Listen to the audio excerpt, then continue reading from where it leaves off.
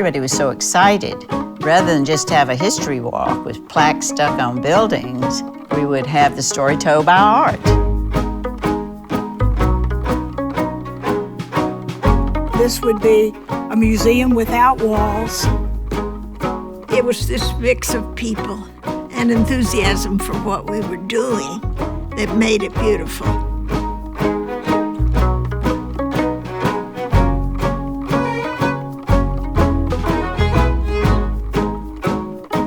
Walk with us as we trace the history of Asheville's past and lead us into the future.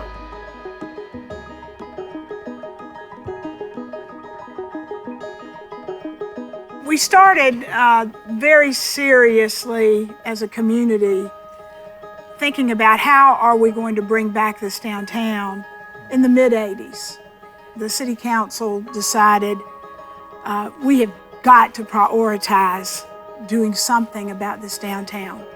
It was a ghost town. There were folks who would come to the Biltmore estate, 750,000 of them actually, who wouldn't even think of coming in to Asheville, just 1 mile down the road. The bones were there. All of these interesting historic buildings were there. It's just they were mostly empty and there were no people. Even local folks didn't know about downtown, and this urban trail was a way to call that out in a most interesting way. There were a lot of things we had to get done in a hurry. I mean, every time we would set a dedication for these stations, they were never ready. One, we worked through the night and had to hire security guards.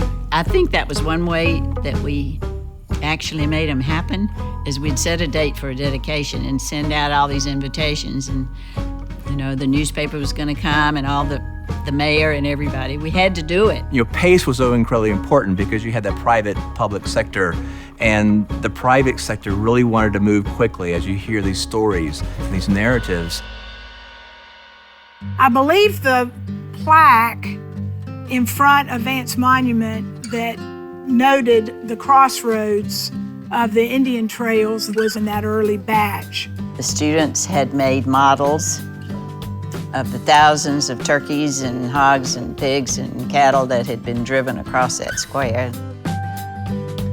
It's such a joy for me, and I know you all feel the same way, when you drive through there or by one of the other stations and you see these children just hugging on the turkeys or sit on top of the turkey. Riding the pig. Get the children all arranged so you got everybody in the, with the animals. I'll tell the story of when pigs fly. You remember that? One night, a car came up heading directly for the square and hit the pigs. The mama pig flew, and she was thrown, I don't know how many feet. My wife and I had just gotten up. We got up very early, and we always turned the news on, and they made this comment about pigs flying. And I perked my ears up, and we watched the story, and I said, Margaret, how long do you think it's gonna be before I get a phone call? And it was about 3 minutes, and the phone rang.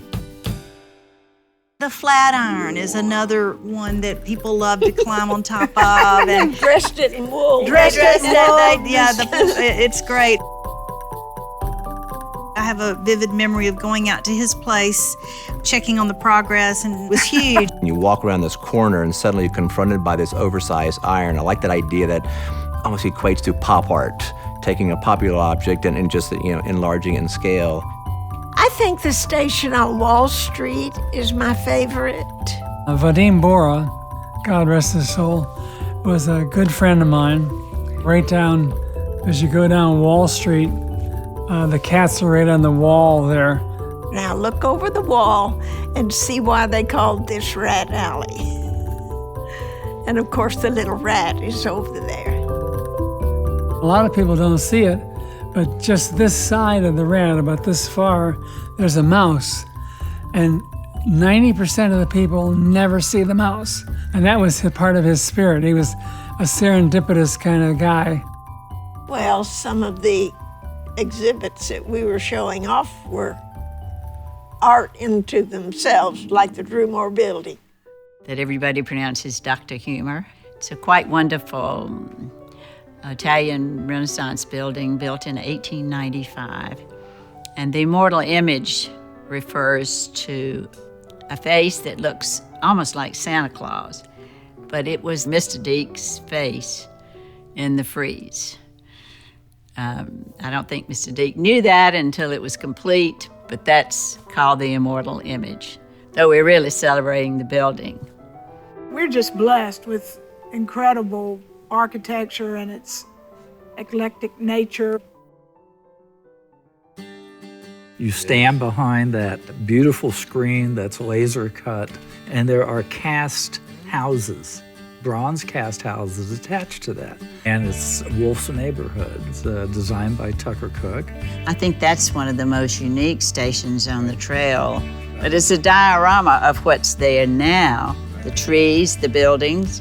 Right in front of the Thomas Wolfe Memorial with his bronze big shoes. You know, the kids always stand in the shoes. But you know that museum would not let us have Thomas Wolfe's real shoes. I know. Darn it. They had to go up on Lexington Avenue, find a pair of shoes the same size, and have them bronze. 13, I Size think. 13, which was the point. They were so huge.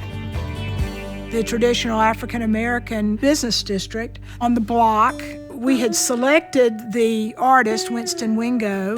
This was where the first child care center was for Black children, the first library. They sat in at the Woolworth lunch counter. So it was a very important sector in Asheville history. A lady said, where you are placing this is sort of an unwritten line where we of the Black community never went beyond toward the square. But now I smile when I come here. I think the only station not paid for locally was the transportation station. That's right. And DOT asked to do that. The focus was on the Art Deco period, the 1920s and the 30s and the buildings. And they wanted to have that flavor, but they also wanted the connection with transportation. Being interactive was a very interesting feature of it, too. We had the movement, we had the sense of craft. Why can't we have a sound component connected to the modes of transportation? And I thought that was a brilliant idea. And we hear time and time again the notion of collaboration. And it was about sitting around with ideas flying back and forth. This new wave of artists are now interpreting and using that as a vehicle for their own creation. We were talking about the yarn bombs, where they're leaving yarn pieces and caps for homeless people. It's family values, and about values about humanity in general. I don't think it could be stated enough that it's a unique collection of artwork. Because of its story, we hear time and time and again the narratives and how deeply touching many of these stories are, because every piece seems to have a connection not only with a person maybe historical, but also about a local person. That eagle was given in memory of a beloved teacher at Carolina Day, and I so remember the day that that piece was dedicated. There were many tears and much joy. As I go there, I think about what that meant to those kids. And there was an African-American man standing there looking at it. And I explained to him what it was. I said, it honors Eagle Street. And he said, home of the people.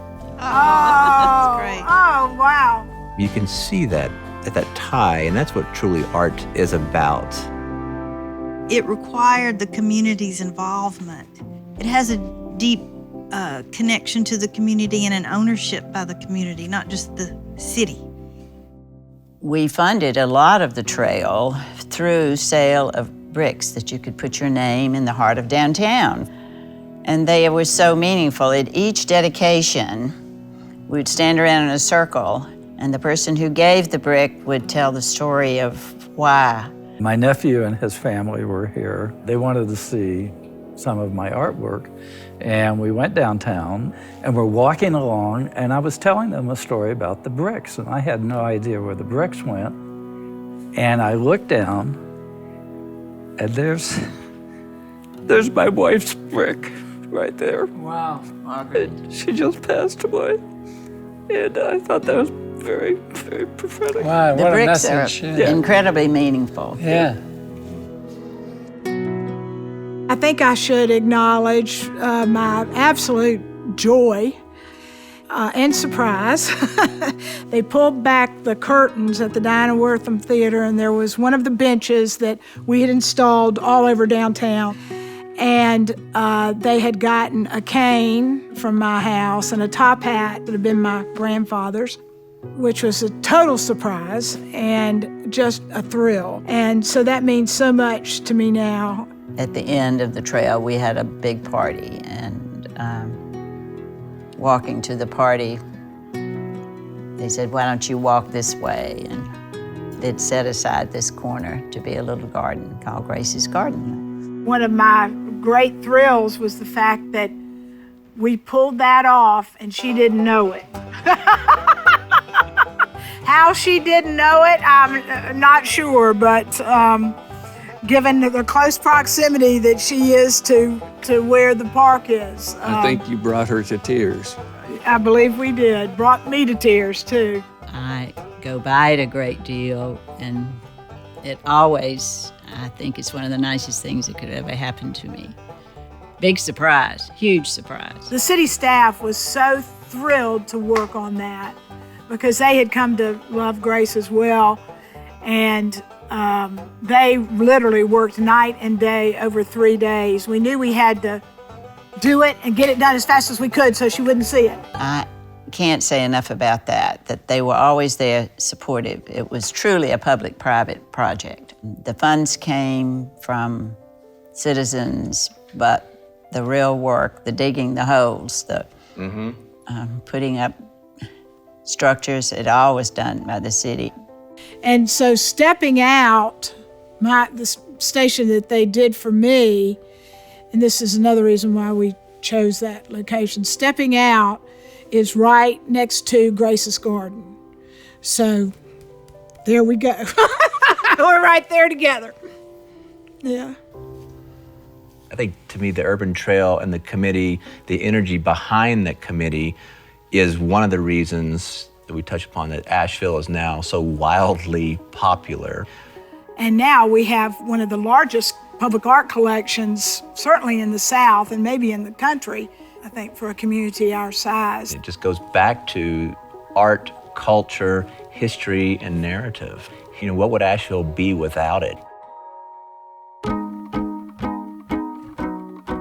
George Willis Pack said he would give this land for a courthouse and this land for a library, but it had to be open to all people.